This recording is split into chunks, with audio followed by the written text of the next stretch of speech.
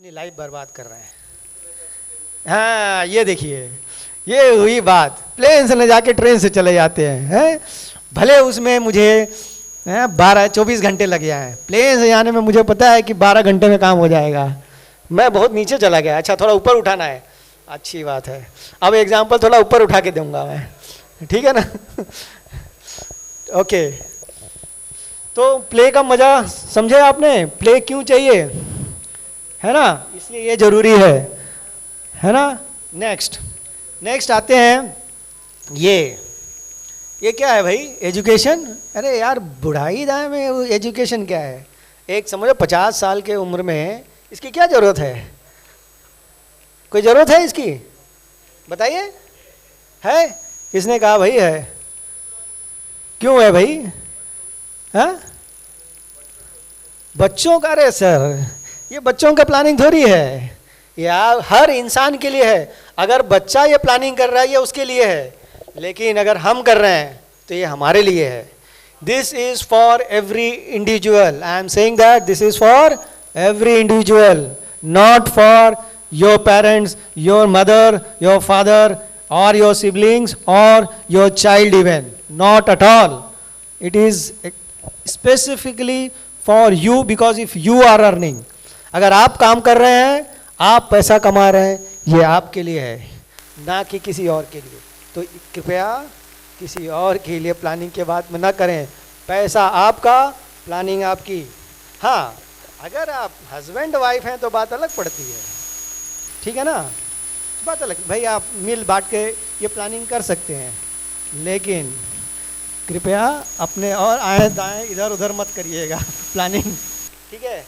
Education क्यों जरूरी है, upgrade, very good, what else, anybody, यहाँ से तो कोई आवाज़ ही नहीं आ रही है, सो गए लगता है, जगाना पड़ेगा, बताइए भाई, जाओ। ओह इन्वेस्टमेंट इतना ज़्यादा है कि उसी नीचे दब गए हैं, ओह ऐसा ना हो, बताइए बताइए क्यों जरूरी है, growth, very good, what else, बताइए सर, एजुकेशन क्यों चाहिए आपको, एजुकेशन या उसका और नाम ले लेते हैं, नॉलेज, अपग्रेडेशन, हाँ ये एजुकेशन का इस बकेट का मतलब ये है कि जो भी पैसा है, देखिए आज आप जिस भी मकाम पे हैं उस मकाम से हमेशा ऊपर जाना चाहेंगे, तो कैसे जाएंगे, अगर आपको ये यहाँ पे और यहाँ पे इन्वेस्टमेंट करना है तो कौन बताएगा आपको, आके इन्वेस्टमेंट के लिए कौन बताएगा आपको, लॉन्ग टर्म सेविंग करनी है तो कहाँ करनी है ये कौन बताएगा आपको, भाई आपका पैसा है आप ही बताओगे, बाजू वाले ने बताया तो उसमें से कमीशन लेगा तो वो अपना बिजनेस करेगा, तो आपका कितना फ़ायदा होगा वो आप ही जानेंगे। इसके लिए आपका पैसा है, आपके पास नॉलेज होना चाहिए, आपके पास एजुकेशन होना चाहिए, इसके लिए ये ज़रूरी है। सो अगर आप अपना नॉलेज इस बकेट से खर्चा करते हैं, इस बकेट से अगर आप अपना नॉलेज को ऊपर ले जाते हैं तो आपको कभी भी ये गिल्ट नहीं होगा, और ये भी होगा कि अरे मेरे यहाँ पे इतना पैसा बचा हुआ है, ठीक है, तो उसे मुझे यहाँ पे अपने नॉलेज के लिए यूज़ करना है, और इसीलिए ये इम्पोर्टेंट है।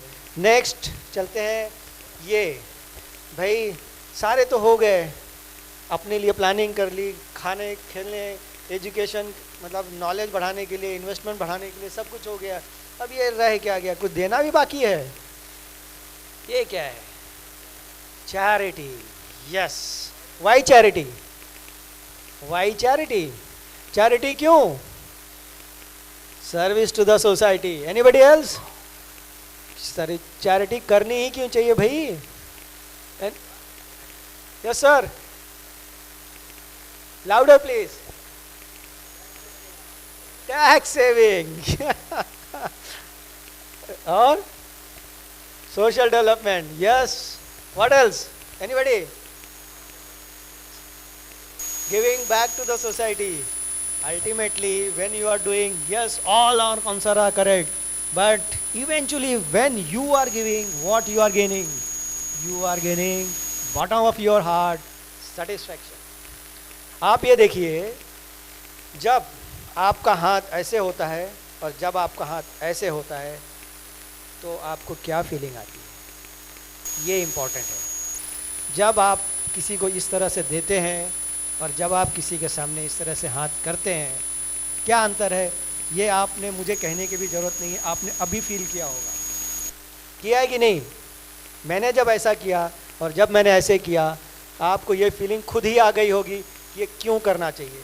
अल्टीमेटली हम सब कमाते हैं और हम सबको भी अंदर एक हार्ट है, और वो हार्ट इसलिए धड़कता है और इसलिए हम इतने सोशल हैं, क्योंकि हम एक दूसरे के लिए बने हुए हैं। और अपने लिए तो हर कोई जीता है, एक जानवर भी अपने लिए जीता है, एक इंसान ही है जो एक दूसरे के लिए जीता है। इसके लिए हमें ये इम्पोर्टेंट है, अगर इस बकेट से आप पैसा देते हैं तो हमेशा आपको ये रहेगा, सेटिस्फेक्शन रहेगा कि मैंने इतना पैसा दिया। कभी ये मान के मत देना कि मुझे ये पैसा रिटर्न आएगा, कभी नहीं, क्योंकि आपने जो दिया है, अगर उसमें से चाहत किया तो आपने बिजनेस किया। बिजनेस में आप जब भी कोई सर्विस देते हैं, आप कुछ प्रॉफिट मांगते हैं या चाहते हैं, लेकिन जब आप इस बकेट से देते हैं तो आप सिर्फ देते हैं। देते समय आप ये मानते हैं कि मुझे इससे सिर्फ और सिर्फ सेटिस्फेक्शन मिला है, मैं किसी काम आया, इस ऊपर वाले ने मुझे यहाँ भेजा है, मैं किसी के काम आ गया, यही मेरे लिए काफ़ी है। तो जब आप नहीं मांगते हैं तब वो रिटर्न होके मल्टीप्लाई होके कितना गुना रिटर्न आता है, इसका आप अंदाज़ा भी नहीं लगा सकते। इसको सिर्फ और सिर्फ आप एक्सपीरियंस कर सकते हैं फ्यूचर में, और जिसने ये किया होगा ये जानता होगा और ये आज ये मानेगा भी, क्योंकि देने के बाद, बिना एक्सपेक्ट किए देने के बाद उसका जो रिटर्न है वो बयान नहीं किया जा सकता। मैं खुद इस बात का एक्सपीरियंस ले चुका हूँ। अगर समय है तो मैं बताना चाहूँगा, अगर नहीं है तो मैं यहीं छोड़ दूँगा। है मेरे पास समय? हाँ, कंटिन्यू, थोड़ा जल्दी में, ठीक है। एक एक्सपीरियंस की बात मैं शेयर करना चाहूँगा, बस उसके बाद then I will stop my work, ठीक है। सो मेरा कहना यही है कि मैं एक अपने स्टार्टिंग के कैरियर में था, तो एक मेरे चाचा जी थे जिनको गांव में एक्सीडेंट हो गया था, और वहाँ पे बहुत सारा इलाज किया उन्होंने, लेकिन उनका ठीक नहीं हुआ, और उनको पता नहीं समहाउ उनको इन्फेक्शन हो गया था, और वहाँ पे डॉक्टर ने कहा था कि उनके एक पैर काटना पड़ेगा। तो उन्होंने क्या किया, अब वहाँ पे कोई इलाज तो पॉसिबल नहीं था, गांव एरिया है, इलाज पॉसिबल नहीं था, तो वो मुंबई आए, और मेरे गांव के बगल में थे, रिलेटिव में चाचा लगते हैं राधा अभी भी, और यहाँ आए कि और अपना खेत जो है गिरवी रख के आए थे। उनकी दो तीन बच्चे हैं, उनकी बहन थी जिसकी शादी होनी बाकी थी, और उनका पैसे सिर्फ 12,000 रुपया लेके आए थे। आज के 15 साल पहले की बात होगी, 12-15 हज़ार रुपया लेके आए। मेरे पिताजी के पास आए, हम लोग रहजा में ही रह रहे थे, तो घर था, 2 BHK का घर था, शांति से रह रहे थे। आए चाचा, ऐसा ऐसा है, हमें आपकी मदद चाहिए। तो हमने बोला ठीक है, हमसे जितना हो सकेगा करेंगे। हमने कभी उम्मीद नहीं की कि भाई हमको उनसे कुछ चाहिए। उनका हमने जितना अच्छे से हो सका इलाज कराया, उनके पैर काटने की ज़रूरत नहीं पड़ी और उनका ठीक हो गया। थोड़ा सा ये है कि उनको हड्डी काटनी पड़ी जहाँ से सड़ गया था, डॉक्टर ने काट के थोड़ा सा उनका पैर छोटा हुआ और वो ठीक हो गए। जाते जाते फिर वो जो पोटली में पैसा लेके आए थे, उन्होंने कहा कि अब हम जा रहे हैं, तो हमने वो पैसा उनको वापस दिया, कहा कि ले जाइए आप अपना खेत, छोटा सा खेत, शायद बहुत बड़ा खेत नहीं था उनका, तो वो पैसा हमने उनको वापस दिया। उन्होंने कहा कि आप अपना खेत जो है वापस लीजिए और आप अपने बीवी बच्चों के साथ अपने उनको फिर से पालिए, क्योंकि अगर वो खेत का पैसा रिटर्न नहीं कर पाते तो उनके पास तो खाने के भी लाले हो जाते। तो हमने उनको सब कुछ करके भेज दिया, वो गए, आराम से रहे। 15-20 साल के बाद हमें ज़रूरत पड़ी, जब आज भी है, जब हम घर जाते हैं, इस समय हमारे घर पे कोई नहीं रहता, ताला लगा रहता है, जब हम घर जाते हैं तो हमें ये कभी सोचना नहीं पड़ता कि हम खाएंगे कहाँ पे। वो परिवार हमारे साथ हमेशा लगा रहता है और हमारे हर चीज़ का ध्यान देता है। तो ये चीज़ अब हमें लगता है कि हमने कभी किया, आज वो हमें इतने साल के बाद ऐसा रिटर्न आ रहा है। न मैंने कभी उम्मीद की थी कि ये रिटर्न आएगा, न हमने कभी ऐसा सोचा था कि हमारा घर ऐसे खाली होगा और हम इस तरह से रहेंगे। तो कोई कुछ नहीं जानता, इसलिए कहते हैं कि ये बकेट जो है इसको बिना किसी उम्मीद से आप दीजिए।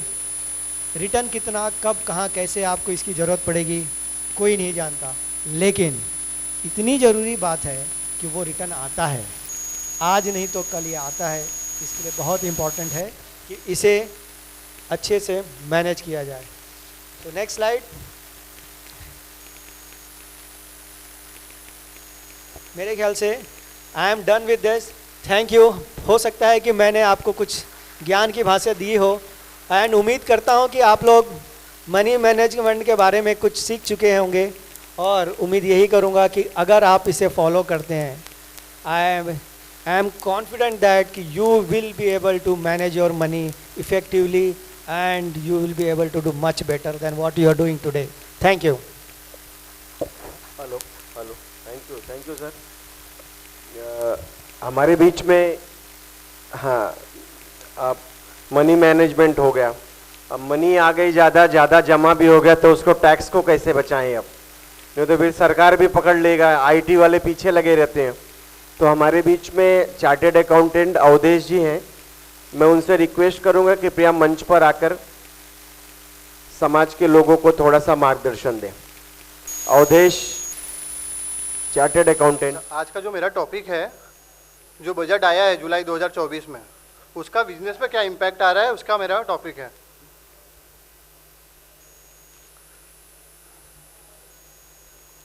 तो ये बजट जो जुलाई 2024 में आया, इसका क्या चेंजेस हुआ। तो सबसे पहले सब लोग पूछते हैं कि भाई इनकम टैक्स में क्या चेंज आया। तो इनकम टैक्स में आज की डेट पे 2 रिजीम चल रही है, न्यू रिजीम और ओल्ड रिजीम। जो ओल्ड रिजीम है उसमें कोई भी चेंज नहीं है। जो न्यू रिजीम है जिसके अंदर इनकम टैक्स में चेंज लाया गया है। सबसे पहले जो न्यू रिजीम है उसमें अप टू 7 लाख तक कोई टैक्स है ही नहीं। बट अगर आपका 7 लाख 1 रुपये हुआ तो क्या टैक्स लगेगा? तो लगेगा, पर उसके लिए आपको इनकम टैक्स डिस्काउंट देगा। अगर आपका इनकम अप टू 7,25,000 है तो आपको 25,000 तक का डिस्काउंट मिलेगा, बट उसके ऊपर गया तो आपको कोई डिस्काउंट नहीं मिलेगा और आपको पूरे इनकम के ऊपर टैक्स लगेगा। और जो चेंज हुआ है लास्ट टाइम के कंपेयर में, इस टाइम लास्ट टाइम कैसा था, अगर 3 लाख से 6 लाख तक का आपका इनकम है तो आपको 5% लगेगा। बट अब क्या किया, 3 से 7 लाख मतलब 1 लाख आपको एडिशनल दिया बेनिफिट कि आपको 3 to 7 है तो टैक्स लग गया, फिर 7 to 10 है, 9 है तो टैक्स लग गया, 9 to 12 है तो, और 15 के ऊपर गया तो 30% लगेगा। अब इसमें जो इनकम टैक्स आया, इसमें सैलरीड एम्प्लॉय को क्या फ़ायदा मिला। तो सैलरीड एम्प्लॉय को ये फ़ायदा मिला, जो उन लोग को स्टैंडर्ड डिडक्शन मिलता था, इनकम टैक्स एक स्टैंडर्ड डिडक्शन देता है सैलरीड एम्प्लॉय को कि भाई 50,000, उसको बढ़ा के 75,000 कर दिया गया। हेलो, जो लोग लास्ट में करें कृपया करके आप सभी अपने सीट पे बैठ जाइए। अगर कोई कुछ बता रहा है, यहाँ पे आए हुए हमारे अवधेश जी कुछ विशेष रूप से आप लोगों के लिए कुछ विशेष लेके आए हैं, तो कृपया करके आप लोग अगर चाय भी पीना तो बैठ के पीजिए। और वहाँ पीछे से शोर भी बहुत आ रहा है, तो इसके लिए बहुत ज़्यादा दिक्कत हो रही है, जो सुन रहे हैं उनको प्रॉब्लम हो रही है। तो मैं आप लोगों से, सभी लोगों से एक बार रिक्वेस्ट करूंगा, कृपया करके सभी लोग अपने अपने सीट पे बैठ के चाय पिए। जो टैक्स था उसको बढ़ा के 20% कर दिया। ये वही रिकवरी है जो सैलरीड एम्प्लॉय को पास की गई है। जो 29,000 करोड़ का गवर्नमेंट का नुकसान हो रहा है 17,500 सैलरीड एम्प्लॉय को देके, वो यहाँ से रिकवर की जा रही है। जो 15% का tax short term capital gain पे था उसको बढ़ा के 20% कर दिया गया, क्योंकि आज के डेट में यहाँ बैठे हर व्यक्ति शेयर मार्केट में काम कर रहा है। आज के डेट में 70 से 80% रेशो हो चुका है कि हर व्यक्ति शेयर का ट्रांजैक्शन करता ही करता है, और उनको पता है कि इसके ऊपर टैक्स बढ़ना है, इसके लिए वो वहाँ से वो रिकवरी कर रहे हैं। एक ये हो गया। अब ये तो नॉर्मल हो गया। अब इसके अलावा जो लॉन्ग टर्म है, जो शेयर्स 1 साल के बाद बेच रहे हैं, उसमें उन्होंने क्या किया, जो इनकम टैक्स का रेट 10% था तो बढ़ा के 12.5% कर दिया। और पहले कैसा था, लॉन्ग टर्म अगर आपको प्रॉफिट हो रहा है अप टू 1 लाख तो कोई टैक्स नहीं लगेगा, टैक्स एग्जम्प्ट था। पर उसको बढ़ा के 1,25,000 दे दिया कि भाई 1,25,000 तक प्रॉफिट करो, हम लोग आपको कोई टैक्स नहीं लगाएंगे। बट अब टैक्स का रेट बढ़ा दिया कि 1,25,000 के ऊपर जो भी आपको प्रॉफिट होगा उसके हम लोग 12.5% से टैक्स लगाएंगे, जो पहले हम लोग 10% से लगा रहे थे। ये हो गया लॉन्ग टर्म का। अब आते हैं विवाद वाला पॉइंट जो है प्रॉपर्टी बेचने पे। प्रॉपर्टी बेचने का कैसा था, अगर हम लोग प्रॉपर्टी बेचेंगे तो पहले कैसा था कि एक वैल्यू बनती है। इनकम टैक्स क्या करता है, समझो आपकी प्रॉपर्टी सन 2000 की है तो उसका एक रेकनर वैल्यू निकालता है कि उसको बोलते हैं इंडेक्सेशन, कि 2000 का आज की डेट में क्या वैल्यू होना चाहिए था। उसके बाद आपका प्रॉफिट कैलकुलेट होता है कि प्रॉपर्टी बेचने के बाद प्रॉफिट हुआ या नहीं। फॉर एग्जाम्पल आपका सन 2001 में आपकी प्रॉपर्टी 100 रुपये की थी, तो इनकम टैक्स उसका आज के डेट पे वैल्यू निकाल कर गया 348, तो उसकी आज की डेट पे वैल्यू कितनी हो गई 348। और अगर आपने उसको बेचा है 420 में, 348 माइनस 420, तो उसके ऊपर आपको टैक्स देना होता था। बट ये जो प्रोविजन आया उसमें क्या बोला गया कि आपको जो आपकी प्रॉपर्टी है 100 रुपये की माइनस 420, 320 रुपये पे आपको टैक्स देना है। तो यहाँ सबका विवाद हुआ। इनकम टैक्स क्या बोलता है कि मैंने आपका जो 20% टैक्स था उसको कम करके मैंने 12.5% कर दिया। पर आम आदमी का क्या बोलना है कि जो मेरी प्रॉपर्टी की वैल्यू बढ़ के मिलती थी आपने वो हटा लिया मेरे से। इसके लिए सबसे बड़ा जो डिस्प्यूट चला, वो डिस्प्यूट की वजह से आज के डेट पे क्या अमेंड हुआ है, इन्होंने 6 अगस्त को एक प्रोविज़न पास किया कि जो भी जिसको प्रॉपर्टी बेचने के ऊपर जो भी प्रॉफिट होगा उसके ऊपर उसको 2 ऑप्शन है, पुराने में के हिसाब से टैक्स भरो या नए के हिसाब से। तो बीच एवरेज लोअर, मतलब 12.5% टैक्स दे दो या 20% टैक्स दे दो, जो आपको कम लगेगा उसके हिसाब से आप टैक्स भरो, झंझट मत करो। बट ये चीज़ किसको अप्लीकेबल है, ओनली इंडिविजुअल एचयूएफ। मतलब अगर पार्टनरशिप है, हम private limited company, body of individual, joint venture करे, उनको नहीं है, उनको तो नया ही स्कीम लगेगा, 12.5% टैक्स लगेगा विदाउट इंडेक्सेशन। मतलब उसकी आज के डेट पे वैल्यू नहीं काउंट की जाएगी, जो भी कॉस्ट है माइनस सेल वैल्यू इंटू 12.5%। तो जो बेनिफिट दिया गया सिर्फ कॉमन आदमी को दिया गया जो इंडिविजुअल एचयूएफ है, बस। ये स्लाइड मैं इसमें भी डाल दूंगा ग्रुप में। अब इसके अलावा जो यहाँ इंश्योरेंस और कमीशन का बिजनेस कर रहे हैं उनको एक बजट में फ़ायदा हुआ। कैसा है, इन लोग का जो टैक्स ब्लॉक होता था टीडीएस के फॉर्म में 5% से ब्लॉक होता था, तो इन लोग का चेंज करके 2% कर दिया गया। Insurance commission, life insurance policy, lottery ticket, ये सब लोग का अल्टीमेटली पैसा ब्लॉक ही होता था, तो इन लोग ने क्या कर दिया 5% से 2% कर दिया। कॉर्पोरेट टैक्स में इंडियन कंपनी को कुछ भी नहीं दिया है, सिर्फ फॉरेन कंपनी को 40% से कम करके 35% कर दिया है, बाकी और कोई भी चेंज नहीं है इंडियन कंपनी का। अब इसके अलावा थोड़ा और राहत है इंडिविजुअल के लिए। पहले क्या होता था, जो केस ओपन होने का टाइम था 4 साल में आपका केस ओपन हो सकता है, उसको कम करके 3 इयर्स कर दिया है। उसमें भी क्या बोला है कि अगर आपको लगता है कि जो मिसलीडिंग है या फ्रॉड है, मिस प्रेजेंटेशन है 50 लाख तक का है तो ही ओपन करो, अगर उसके नीचे का है तो वो भी ओपन मत करो। मतलब यहाँ भी आपको एक रिलैक्सेशन मिला है। वैसे ही अपील फाइल में भी किया है। अब इसके अलावा विवाद से विश्वास स्कीम लाई गई है। ये स्कीम का पूरा डिटेल अभी आना बाकी है। जैसे लास्ट टाइम आया था कि आपको जो भी आपका डिमांड है उसका 50% भर दो, हम लोग इंटरेस्ट पेनल्टी नहीं लेंगे, ऐसा कुछ आएगा, पर अभी तक उसका पूरा डिटेल आया नहीं है। देखो अभी ये जो भी था पूरा इनकम टैक्स के रिलेशन में था, तो अभी इनकम टैक्स के रिलेशन में आपको इसके अलावा भी कोई भी क्वेरी है तो आप पूछ सकते हो। कोई भी अगर आपके बिजनेस के रिलेशन में इनकम टैक्स की कोई भी क्वेरी है तो आप पूछ सकते हो। किसी को कोई क्वेरी है तो मैं जीएसटी पे जाता हूँ।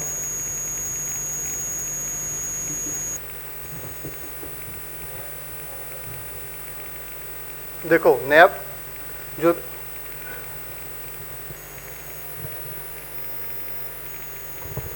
जैसे नया बिजनेस फॉर्म कर रहे देखो हैं, जो भी नया बिजनेस फॉर्म करना है ना, सबसे पहले आपको कौन सा बिजनेस फॉर्म करना है, proprietorship, partnership, private limited, LLP, वो आपके पास ऑप्शनल है। प्रोप्राइटरशिप करना है उसके अलग रूल्स है, पार्टनरशिप करना है उसके अलग नियम है, एलएलपी करना है उसके अलग है, और प्राइवेट लिमिटेड करना है उसके अलग है। तो वो आपके ऊपर है, आपके माइंडसेट पे कौन सा करना है। उसका भी मैंने लास्ट टाइम प्रेजेंटेशन किया था, चाहिए तो मैं भेज देता हूँ, तो ये आप फ़ोन करके पूछ लो डिटेल में।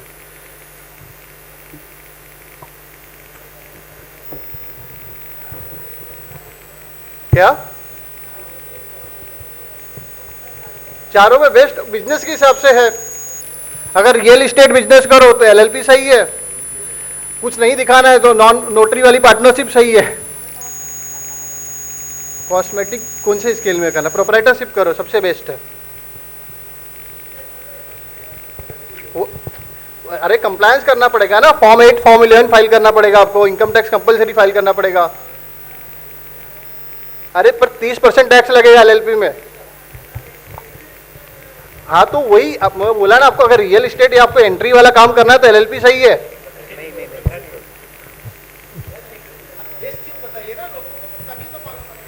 अरे पर बिजनेस के हिसाब से वेस्ट होता है भैया।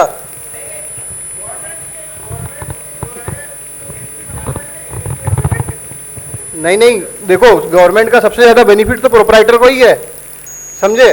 पर अब क्या होता है, किसी को अकेले बिजनेस करना नहीं है और अपने आप को बॉडी कॉर्पोरेट दिखाना होता है, इसके लिए एलएलपी में लोग स्विच करते हैं। बेस्ट ऑप्शन तो प्रोप्राइटरशिप है, सारे सब कुछ 7 लाख तक फ्री, बाद में एचयूएफ बना उसमें 7 लाख तक फ्री, डाइवर्ट करो। एलएलपी तो 30% आपको 1 रुपए से देना पड़ता है। अरे पर जो भी प्रॉफिट दिया हो तो 1 रुपए से टैक्स देना है ना, और प्रोप्राइटरशिप में तो 7 लाख के बाद देना है टैक्स, उसमें 15 लाख के बाद 30% लगेगा। एलएलपी में 1 रुपए से 30% लगता है।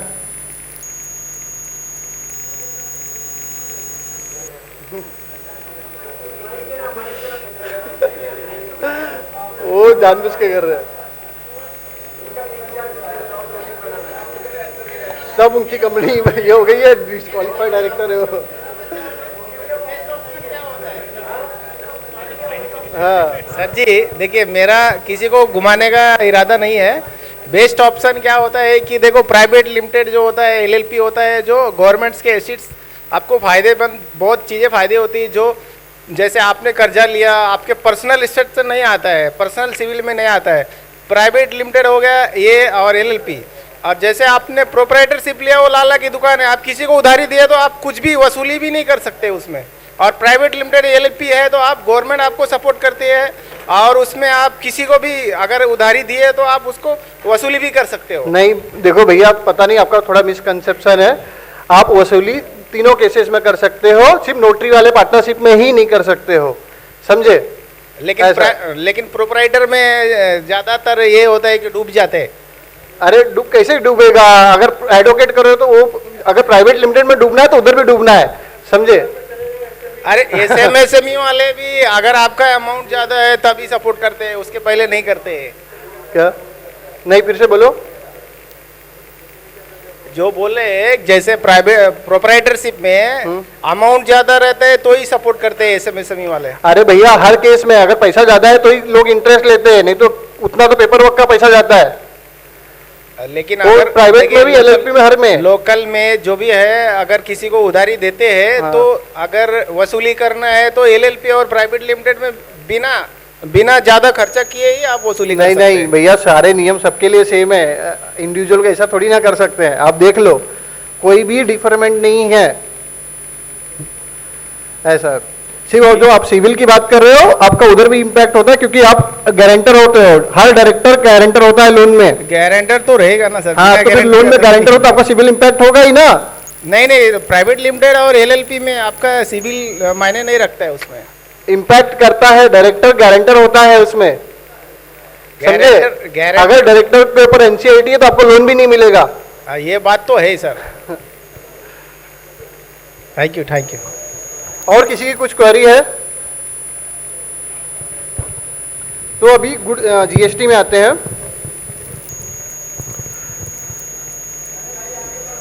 हेलो, हाँ हेलो, हाँ अच्छा, जीएसटी पे आ रहे हैं। जीएसटी का मैं नॉर्मल प्रोविजन बोल रहा हूँ, इसके अलावा अगर किसी को कोई भी क्वेरी है तो पूछ सकता है। जीएसटी कैसा है, सप्लाई पे लगता है कि आपने सप्लाई किया, उसमें गुड्स सर्विस कुछ भी हो, सप्लाई है। उसके अलावा उन्होंने एक एग्जेम्प्टेड लिस्ट डाल के रखा है कि भाई इसके ऊपर जीएसटी नहीं लगेगा, जैसे लीकर है, पेट्रोल है, डीजल है, जिसके ऊपर स्टेट टैक्स लगाता है। अब अगर आपका प्रोडक्ट है तो उसके लिए उन्होंने बोल के रखा कि अगर आपका 40 लाख तक बिजनेस है तो आपको जीएसटी लेने की जरूरत नहीं है। बट नहीं है, नहीं है, नहीं, देखो ऐसे पैक्ड आते हैं तो है, हाँ, हर चीज रीप्रोसेस होती है, पैक्ड दूध है तो है ऐसा।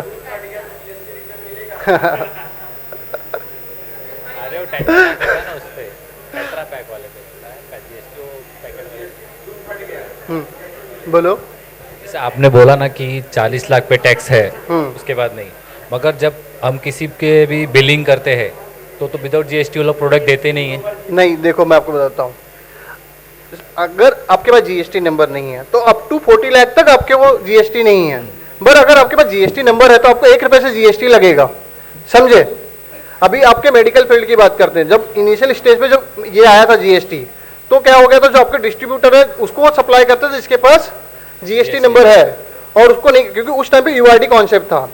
जब ये जुलाई 2017 में एक्ट आया था तो 3 महीने तक ऐसा था कि अगर आप अनरजिस्टर्ड पार्टी को सप्लाई करते हो उसके बदले आपको टैक्स देना है, तो इसके लिए उन्होंने कंपलसरी जीएसटी वाले को ही माल दिया, बट आज के डेट पे वो सबको सप्लाई करते हैं। उस समय मैंने जीएसटी लिया था तो अभी तक मैंने उसको अनपेड रखा हूँ, मैंने मतलब कोई टैक्सेस पे नहीं किया है, वो अभी तक वैसी की वैसी पड़ा। मेरे ख्याल से भी यहाँ पर ऐसे बहुत से होंगे जिसने जीएसटी लिया होगा, उसको अभी तक उसका कोई टैक्सेस नहीं पे किया आपको होगा। कंप्लायंस करना पड़ेगा, नहीं तो आपका पर डे 20 रुपए से पेनल्टी चल रहा है अगर आपका जीरो रिटर्न है, नहीं तो 50 रुपए से पेनल्टी चल रहा है अगर आपका कुछ डिटेल है उसमें। रिटर्न करो, अगर कुछ भी नहीं है पर रिटर्न करके उनको इन्फॉर्म करो कि भाई मेरा कुछ नहीं है। तो और आप लोग का तो income स्टॉक का बिजनेस है, अल्टीमेटली आपको आना नहीं चाहिए क्योंकि आप लोग का स्टॉक पड़ा रहता है ना। हाँ हाँ, अगर मेडिकल में स्टॉक पड़ा ही होता है तो स्टॉक का तो आईटीसी पड़ा रहता है, तो बहुत रेयर चांसेस है, अनलेस आपका मार्जिन 40% के ऊपर हो तो आपको जीएसटी भरने आएगा, अदरवाइज आपका पैसा पड़ा ही रहेगा गवर्नमेंट के पास। Okay, thank you.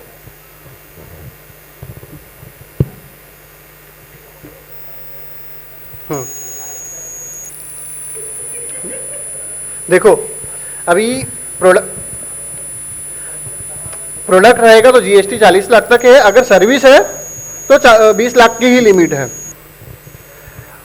अभी और कोई क्वेरी है जीएसटी के रिलेशन में?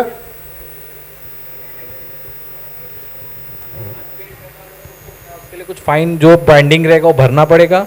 देखो अगर जिसके भी नाम पे जीएसटी नंबर है, हाँ, उसको दोबारा, अभी आज के डेट पे आपका जीएसटी नंबर कैंसिल हो गया होगा, और आपको अगर फिर से जीएसटी नंबर चाहिए तब तक आपको जीएसटी नंबर नहीं मिलेगा जब तक वो आप कंप्लायंस क्लियर नहीं करोगे। इसके लिए आपको जितने भी पेंडिंग रिटर्न है फाइल करके उसका पेमेंट करना पड़ेगा, उसके बाद आपको नया जीएसटी नंबर अलॉट होगा। ये केस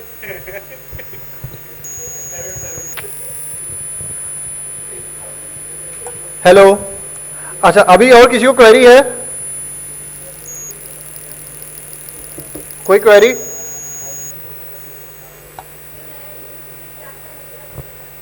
अगर प्रोप्राइटरशिप कर रहे हो उसके लिए क्या लगेगा वो बताऊं, पार्टनरशिप, ये हर चीज का अलग अलग है नियम।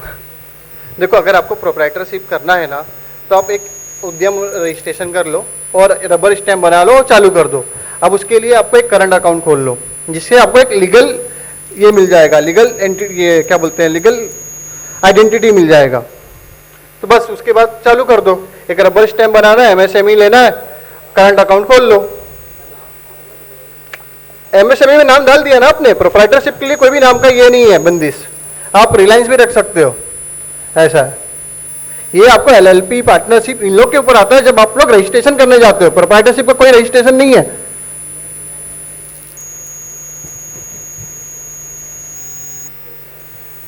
अभी यही किसी ने बोला था अल्ट्राटेक करके, उनके कंपनी का नाम अल्ट्राटेक करके है, वो अगर वो उसका एलएलपी या प्राइवेट लिमिटेड बनाएंगे तो उनका नाम कभी नहीं मिलेगा, वो तो प्रोप्राइटरशिप में है, इसके लिए उन्होंने नाम रखा है।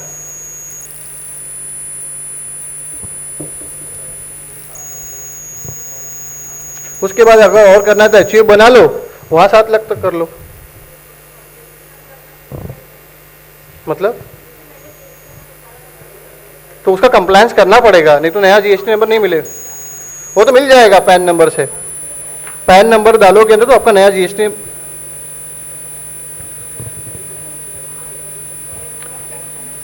नहीं पैन नंबर से पता चल जाता है। और अगर किसी को कुछ क्वेरी नहीं है तो वाइंड अप चलो थैंक यू। उन्होंने कई सेमिनार और वर्कशॉप कंडक्ट किए हैं, तो वो मनी स्माइलिंग के बारे में बताएंगे, money smiling and investment strategy. बताया थॉट में टाइम का जो टाइम होता है ना बहुत जिम्मेदारी वाला है। सुबह से हम लोग अभी बैठे हैं, मतलब पूरा पूजा हो गया, अभी मैं प्रसाद दूंगा, फिर सब लोग जाएंगे। तो हुआ क्या मेरा चालू। वेलकम सभी को मेरे तरफ से, और एक छोटा सा स्टोरी से शुरुआत करता हूँ। अभी एक बार क्या हुआ, नारद भगवान जो है ना, नारद जी विष्णु जी के पास गए, विष्णु भगवान के पास गए और उनको बोला, भगवान मतलब जो भी बोलते थे, नारायण सत्संग का महत्व बताइए, सत्संग का क्या महत्व होता है। तो भगवान ने सोचा कि मैं बताऊं, इससे कुछ एग्जाम्पल देके इनको बताता हूँ। तो बोले काम करो, ये धरती पर जाओ और इस फला गांव में जाओ और वहाँ पे गिरगिट के बच्चे का जन्म दिया है, वो बच्चे से जाके पूछो, मतलब वो वहाँ पे जाके पूछो सत्संग का क्या महत्व है। तो वो नारद भगवान गए वहाँ पे, और जैसा वो पहुँचे वैसा गिरगिट का बच्चा तड़प के मर गया, तड़प के मर गया। फिर नारद भगवान आए, वापस आए और विष्णु भगवान के पास गए, बोले भगवान ये क्या हो गया। मैंने उससे पूछा और वो तड़प के मर गया। तो बोले काम करो, वापस फिर या फला जगह जाओ और वहाँ पे जो है ना एक तोता है, उसके बच्चे का जन्म हुआ है, उससे पूछो, वो बताएगा सत्संग का क्या महत्व है। तो नारद जी वहाँ पे गए और फिर जैसा पहुँचे और उससे पूछे सत्संग का क्या महत्व है, तो फिर वो भी तड़प के मर गया। फिर इसके बाद वापस फिर गए, फिर से रिपीट क्वेश्चन, फिर से बोले एक काम करो, यहाँ पे जाओ और एक गाय ने बछड़े का जन्म दिया है, वहाँ पे पूछो, वो बताएगा। बोले भगवान अभी वो मरेगा तो मुझे गौ हत्या लगेगी। बोले नहीं लगेगी, आप जाओ करके। तो वहाँ पे गए और फिर सेम स्टोरी, वो भी गाय का बछड़ा तड़प के मर गया। भगवान की क्या लीला है। वापस फिर गए भगवान के पास और पूछे, बोले अभी लास्ट टाइम आप जाओ, वहाँ राजा है, गाँव में जाओ, वहाँ पे एक राजा है और राजा को राजा के अभी मतलब एक बच्चे का जन्म, राजकुमार का जन्म हुआ है, उससे पूछो सत्संग का क्या महत्व है। बोले भगवान 3 हत्या मेरे से हो गई, अभी क्षमा करो, वो राजा है, उसका बेटा मरेगा तो मेरे को पकड़ लेगा। बोले नहीं अभी आप जाओ करके। तो नारद जी गए वहाँ पे और उसका वो बेटा मरा नहीं। वापस भी नारद जी आ गए और पूछे भगवान की क्या महिमा है, क्या महिमा है। बोले भगवान ने उसको बताया, नारद जी जब आप गिरगिट के पास गए थे ना, वो गिरगिट से फिर वो क्या तोता बन गया, तोते से फिर वही जीव तोते से बछड़ा बन गया और वही बछड़ा फिर राजकुमार बन गया। मतलब सत्संग का बात तो आप समझे। आप भगवान, आप नारद मतलब मुनि जी, जब भी आप एक गिरगिट के पास गए, मतलब गिरगिट के संगत में जैसा आए वो तोते में कन्वर्ट हो गया, और तोते के कन्वर्ट में आए तो क्या हो गया, गाय बछड़े में कन्वर्ट हो गया, और जब बछड़े के संगत में आए तभी वो क्या हो गया, राजकुमार हो गया। मतलब अभी आप सत्संग की महिमा समझे। तो सेम अपना शीतला सर जी और अपना जो जयप्रकाश जी है, तो ये जो अभी सत्संग कर रहे हैं ना, ये जो सर सत्संग कर रहे हैं आप लोग, तो अभी हम लोग क्या गिरगिट से फिर तोता होंगे, फिर बछड़ा होंगे, फिर सब राजकुमार हो जाएंगे। थैंक यू ये सत्संग के लिए, और इसको आप सर इसी तरह आप कंटिन्यू करते रहिए। इसको हम लोग आप लोगों सपोर्ट सबका जो बहुत बहुत धन्यवाद। तो मेरा थोड़ा सा प्रेजेंटेशन शुरू करता हूँ, समय का बहुत कमी है। मेरा एक छोटा सा प्रेयर है, मतलब मैं कोई भी सेशन करता हूँ तो भगवान का नाम लेके शुरू करते, अपना धर्म में तो है ही। एक्चुअली प्रेयर सुबह होना चाहिए था, लेकिन कोई बात नहीं, भगवान का नाम हम लोग कभी भी ले सकते हैं। तो मेरा एक रिक्वेस्ट है, प्रेयर होएगा, सब लोग खड़े होएंगे, पाँव से शूज या फिर चप्पल जो भी है वो निकाल के प्रेयर करेंगे हम लोग।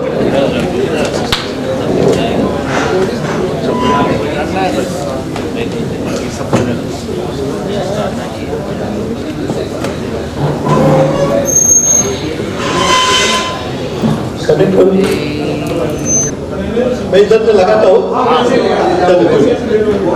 समय एक्चुअली कम है, आप प्ले कर दो।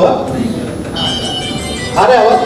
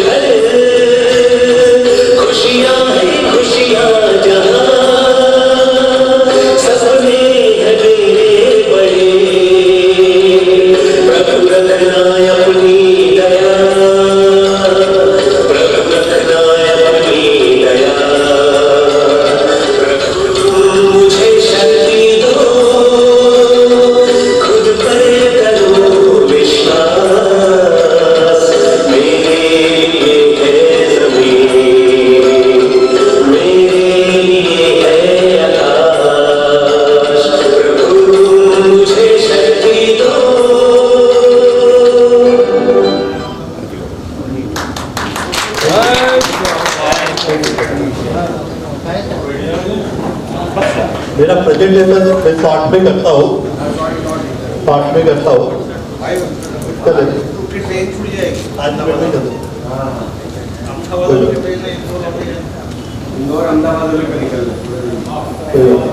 आज मिनट में तो नहीं हो पाएगा, कोई बात नहीं।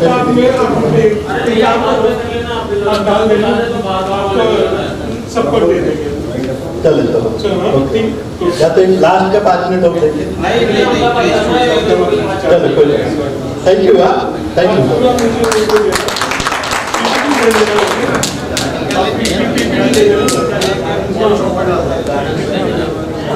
श्रीमान वर्मा जी से विनती, कृपया मंच पर आए। माननीय जयदीप जी से विनती, कृपया मंच पर आकर अपना 2 शब्द से समाज को गौरवान्वित करें।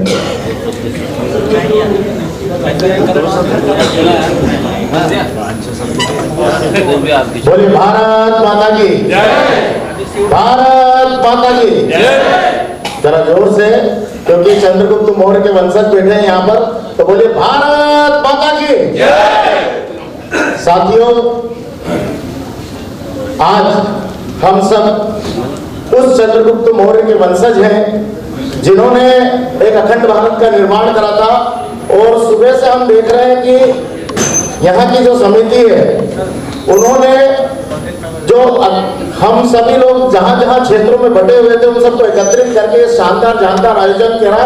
मैं आप सबसे निवेदन करता हूँ कि उस समिति के लिए जोरदार तालियों से उनका स्वागत करिए कि जिस प्रकार चंद्रगुप्त मौर्य जी ने समस्त भारत को, खंड खंड भारत को सबको जोड़ के अखंड भारत का निर्माण करा था, वैसे ही हमारी इस टीम ने हम सबको सभी क्षेत्रों से बुला के मौर्य समाज को संगठित करा और बढ़िया आयोजन यहाँ पर था। उस पूरी टीम को साधुवाद है। मैं भारत के हृदय कहे जाने वाले मध्य प्रदेश के सबसे स्वच्छ शहर मां अहिल्या की नगरी इंदौर की तरफ से आप सभी का तहे दिल से बहुत बहुत धन्यवाद ज्ञापित करता हूं और आप सबको मुरारी मोर समाज इंदौर की तरफ से प्रणाम करता हूं। यहाँ पर जो भी मातृशक्ति बैठे हैं, हमारे सभी युवा साथी बैठे हैं, आज इस बिजनेस समिट के बदौलत हम सब मुलाकात हुई, हम एक दूसरे के प्रति एक दूसरे से मिले, एक दूसरे के विचारों को समझा। ऐसा प्रयास निरंतर होते रहना चाहिए ताकि हमारा समाज निरंतर अग्रसर हो। साथियों, बिजनेस के उसमें मौर्य, कुशवाहा, शाक्य, सैनी, जितने भी अपने सामाजिक बंधु हैं, अगर हम सब मिलकर एक दूसरे का साथ देकर समाज को आगे बढ़ाएंगे तो निश्चित तौर पर हमारा समाज बहुत आगे जाएगा। और आप सबको मालूम है, हम उस समाज के वंशज हैं जिसने इस अखंड भारत में राज करा है।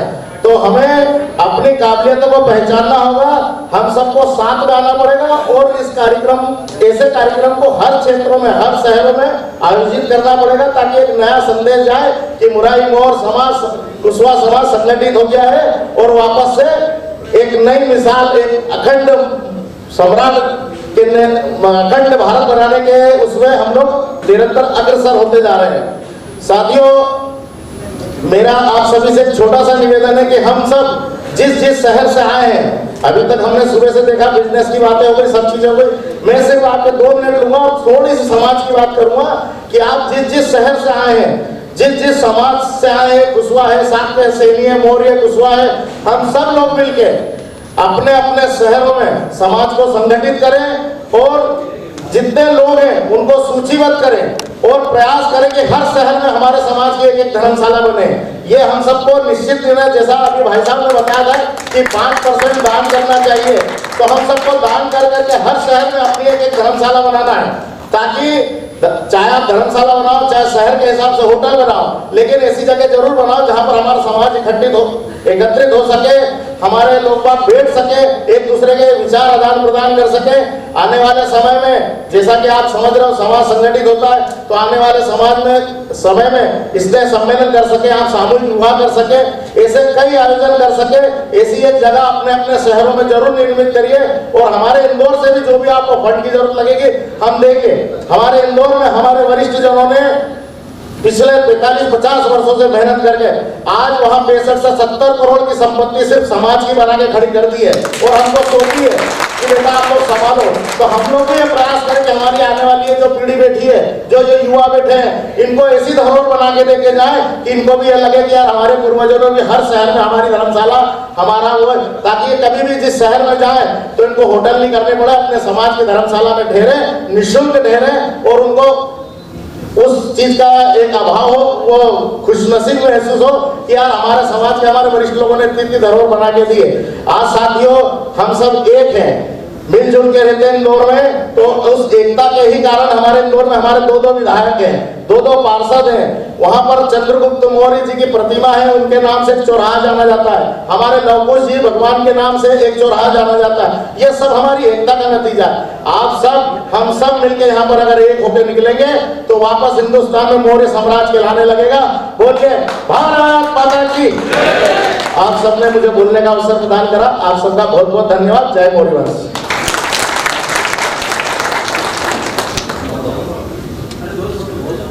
एक लाइन और रह गई थी, हमारे आने वाले कार्यक्रम होने वाले हैं जो 25 दिसंबर को स्नेह सम्मेलन होने जा रहा है और बसंत पंचमी में सामूहिक विवाह होने जा रहा है। तो 25 दिसंबर को अखिल भारतीय मुरारी मौर्य कुशवाहा साहित्य समिति का सम्मेलन इंदौर में होना जा रहा है।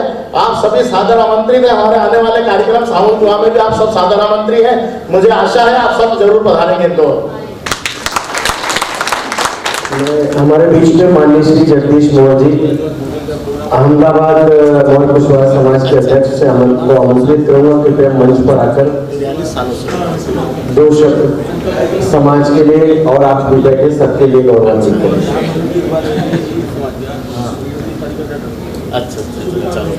नमस्कार। कुशवाहा मौर्य समाज थाने द्वारा आयोजित मौर्य बिजनेस समिट में आप सबसे मिलने का मौका मिला सुबह से और अभी तक बहुत सारी जानकारी मिली, आपस में बातचीत हुई, लोगों ने एक दूसरे के बिजनेस का आदान प्रदान किया। इस कार्यक्रम को आयोजित करने में श्री जेपी मौर्य साहब और उनकी पूरी टीम ने जो प्रयास किया, हम लोगों को आमंत्रित किया, उसके लिए मैं उनका आभार व्यक्त करता हूँ। इस बिजनेस समिट की सफलता के लिए आप सबको शुभकामनाएं देता हूँ। और एक मेरा विचार यही है कि जो हमारे समाज के बच्चे एजुकेशन ले रहे हैं, बहुत से बच्चे जो कि मैं भी एजुकेशन से जुड़ा हूँ, पैसे के अभाव में आगे पढ़ नहीं पाते। तो समाज की एक टीम ऐसी भी बननी चाहिए, उन बच्चों को ढूंढना चाहिए कि जो बच्चे 10, 12 डिग्री डिप्लोमा में 80% नंबर लाने वाले हैं, लाए हैं और आगे पढ़ना चाहते हैं और पैसे के अभाव में अगर उनकी पढ़ाई में कोई बाधा आती है तो वो हम सबके कर्तव्य में आता है कि हमें उन सब बच्चों को मदद करना चाहिए। ओके, जय हिंद।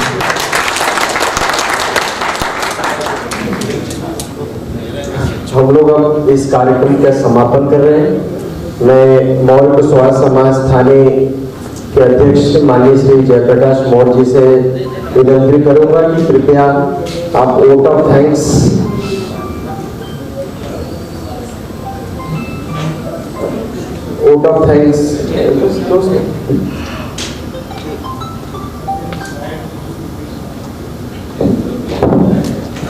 बाकी है नहीं दूसरा ग्रुप फोटो है। अच्छा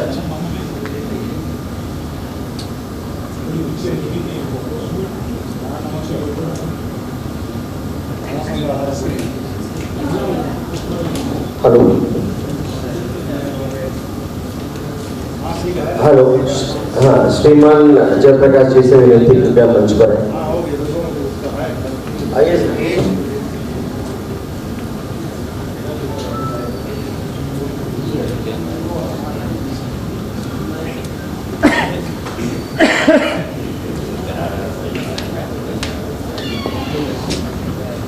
हेलो, एक मिनट।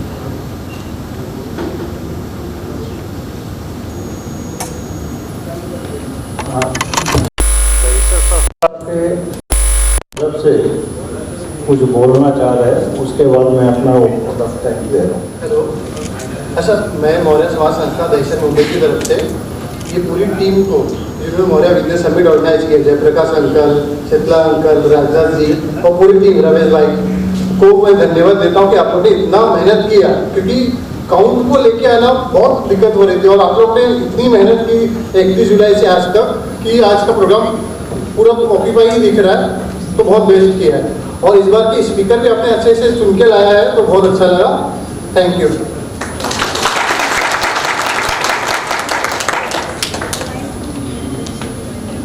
मैं थाने मौर्य कुशवाहा समाज की ओर से यहाँ आए सभी संस्था, व्यक्ति और परिवार के सभी सदस्यों का आभारी हूँ, जिन्होंने हमें इतना मान सम्मान दिया और धैर्य से सुबह से अभी तक शाम हो गई सब सुन रहे। अगर हमारे से कोई कार्यक्रम में गलती हुई है, त्रुटि हो गई है, तो आप हमें सुझाव दीजिए, आप आगे उसको और सुधारेंगे। और यहाँ आने के लिए मैं सभी संस्थाओं का, अहमदाबाद, इंदौर, वापी, वलसाड़, बेंगलोर से आए हुए हैं और कई जगह से आए, सबका नाम तो मुझे नहीं पता, लेकिन जो जो आए हैं